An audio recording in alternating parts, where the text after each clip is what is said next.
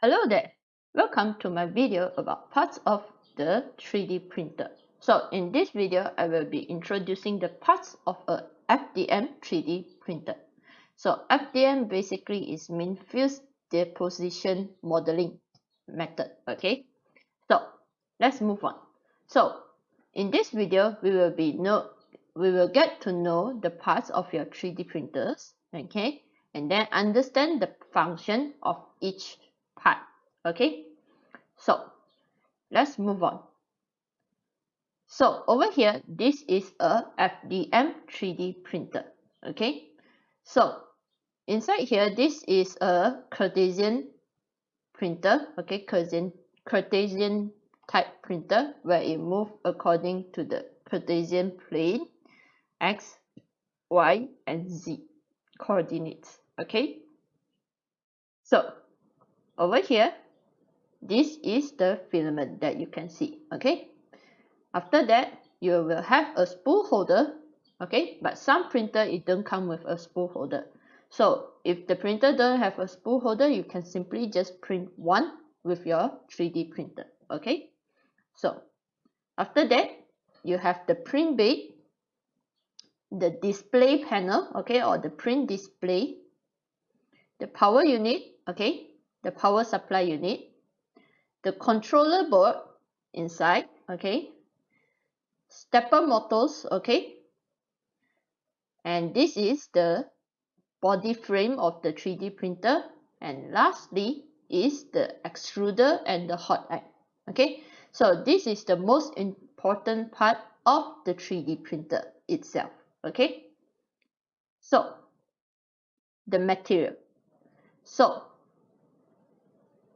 in 3D printing, okay, you have the material, okay, which is the filament, okay. In FDM 3D printing, you will use the filament to print out your object, okay.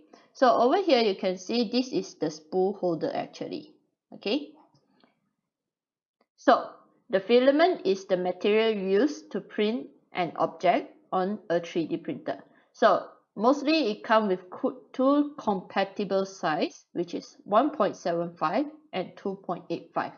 And we have different kinds of materials, okay, such as PLA, ABS, PETG, TPU, and many more, okay, which have their own properties, pros and cons, okay. So it comes with a spool, okay. Normally when you buy a filament, it comes with a spool. The spool is basically the container that contains that you wrap your filament around, okay, which is loaded to the 3D printer. And at the end, with the end of the filament, you will insert it to the extruder like this picture show, okay. So the spool holder is the place where you can put your filament, okay. Next up, the print bed. In the print bed is the place where the extruder deposits the filament to form a solid object on your 3D printer, okay. So the print bed, normally we can find two types, which is the heated one and the non-heated bed. So the heated print bed allows us to cut down the wrapping issues and improving the overall print quality of your model. So most 3D printers come with an aluminium printed bed, but there are also models that have glass bed out of the box, okay? So these two types of material are normally used that you can find for the 3D printer print bed. And one more thing, we have two types of shape for the print bed. So in Cartesian 3D printers, normally we have a square or rectangular print bed. Meanwhile, in Delta 3D printers, we have a circle one, okay? Okay. In the print bed, we have a system which is the leveling system, okay? A 3D printer normally comes with a manual bed leveling system, okay? Where it have a set of thumb wheels like this picture that you can see here, okay, where you will screw it either to adjust the print bed higher or lower. Okay, so normally we will calibrate our print bed using a piece of A4 paper. And some other 3D printer, like this one, you can see here, they have the auto bed leveling system where it uses a sensor to level the height of your print bed. Okay, so the leveling system is very important because if your nozzle is too close to the print bed, okay, your model will not be as perfect as what you want. Okay, so the purpose of the bed leveling system is to make sure that there's a distance, okay, between the nozzle and the bed. Okay, and this is called as calibration tool.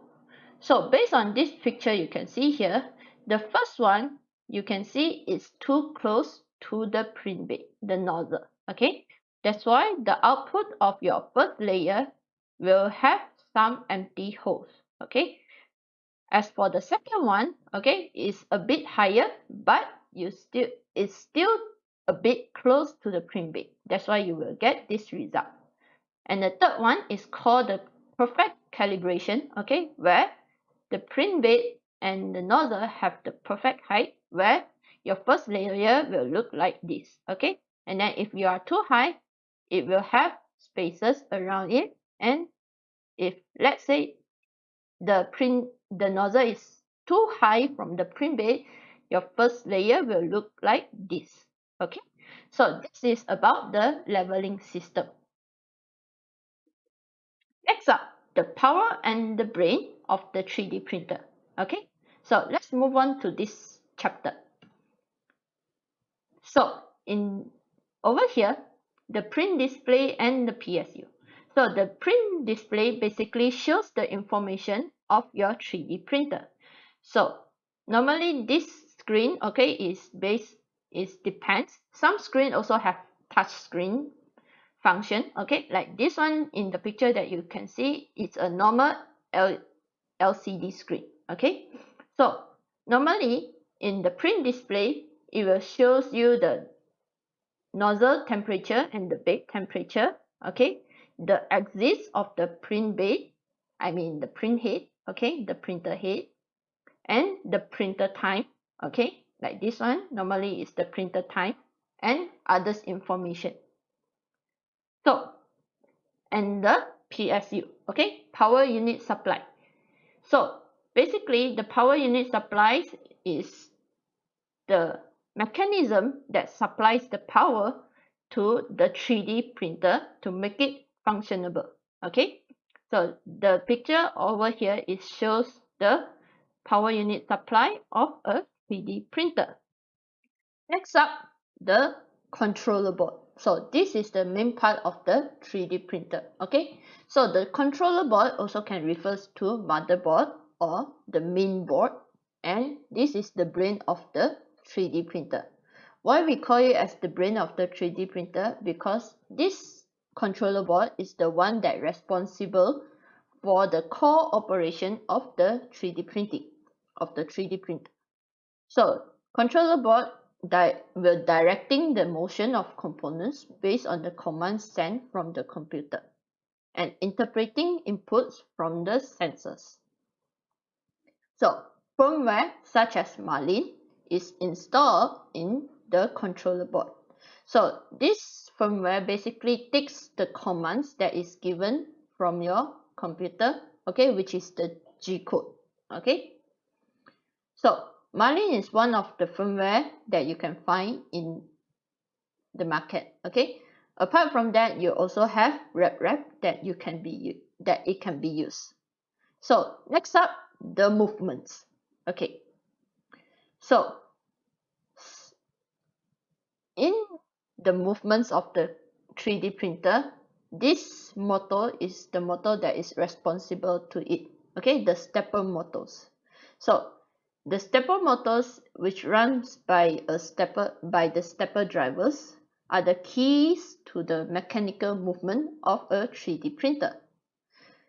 So Basically, these stepper motors will connected to all three axes of your 3D printer. If you are in a Cartesian type of printer, it connects to the X, Y, and Z. And if you are in the Delta type, it basically connects it to the three stands that you have, okay, okay, and drive the print head with the timing belt and the thread rods or lead screws, okay. So stepper motors basically will control the movements of your 3D printers. And in the stepper motors, okay, they make a full rotation in increments of steps, okay. Hence the name, making them more suited to 3D printers than other DC motors. So the printer head also comes along with a stepper motors which drives the extruder feeding movement. The core of the 3D printers, okay. So this is the main part of the 3D printer. So over here we have the extruder. So the extruder is the core of the 3D printers, where it is the place where the plastic gets drawn in, okay, where it pushes in, melted, and pushed out from the nozzle. So there are two types of extruder: direct drive and the Bowen extruder. So in the direct drive extruder, okay, let me get my pen. So over here, the direct drive, what you can see is basically the extruder motor, okay, is attached along to your print head, okay. So this is your print head. So the extruder motors is attached to your print head, okay, like this one, okay. This is a direct drive extruder, okay. Meanwhile, okay, a Bowen type of extruder is you have a separate extruder motor, okay. Your extruder motor basically is separate from your printing head, okay. So over here in Bowen type of extruder, you will have a Bowen tube that leads your filament to the printing head, okay, and then it will get melted out from the nozzle. So